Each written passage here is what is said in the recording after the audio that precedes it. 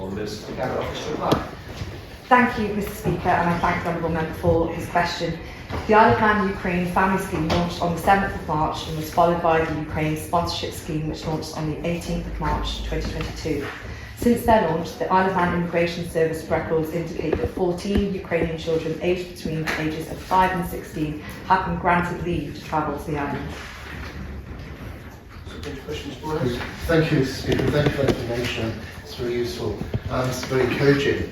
On how many occasions have officers from the Cabinet Office met with DESC to discuss the education support programmes for these young people? And have Social Security and public transport also put mechanisms in place to ensure these young people get the bus passes and the school meal cards ahead of their first day in school? Thank you, Mr. Speaker. Thank you, Mr. Speaker. In terms of the liaison between desk officers and officers of the Cabinet Office, that's been ongoing since the officer group was formed. So officers from desk have been fully involved with planning or response to the arrival of Ukrainian guests. They attend the Ukraine Support Advisory Group. There's also information on the website too. So the second question, to do with social security and public transport, there is information provided for Ukrainian refugees and hosts that provides a range of useful contacts to access public services, including education. There are also contact details for the Ukrainian support team who can help guide people as to how to access support or help with any issues that would arise. So I'd probably take the opportunity once again to say these are all individual circumstances as people settle in. If there are any particular issues or help that people need, then in the first instance, please make that contact with Ukrainian support at gov.im and there will be help available. Thank you, Mr. Speaker. Thank you, Mr. Speaker, and thank you, Minister. At what stage are the English skills of these individuals assessed to enable a more effective integration into the island's education system? It's been suggested there's only one island school with a language unit able to support these children.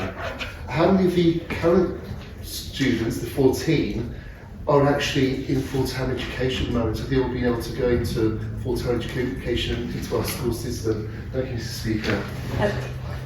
Thank you, Mr. Speaker. As indicated in the original answer, I can provide that the Immigration Service has recorded that 14 Ukrainian children have been granted leave to travel to the island, and as already indicated, there is no requirement for people to notify government that they have arrived on the island, although absolutely we would encourage that does happen.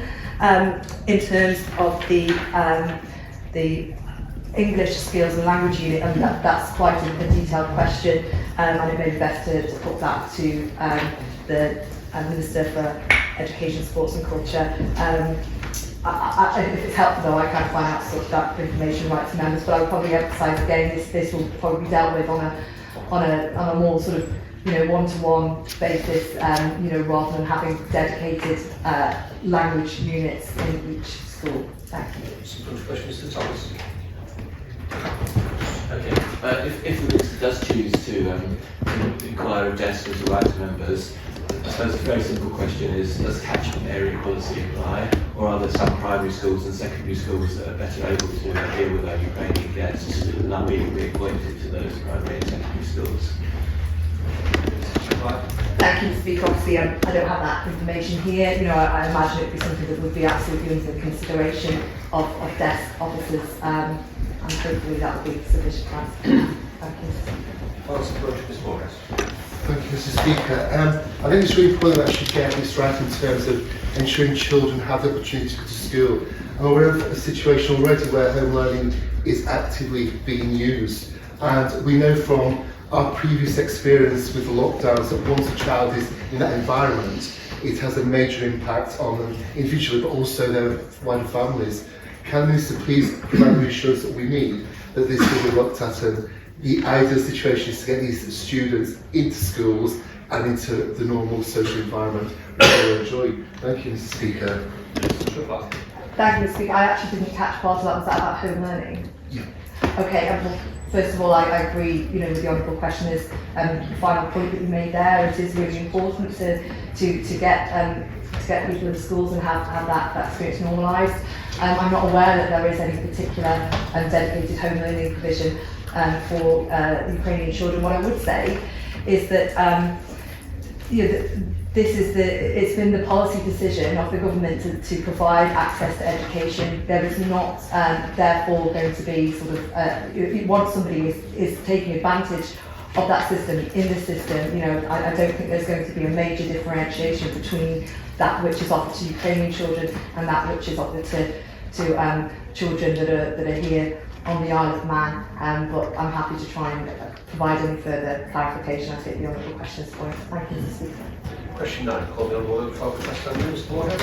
Thank you, Mr. Speaker.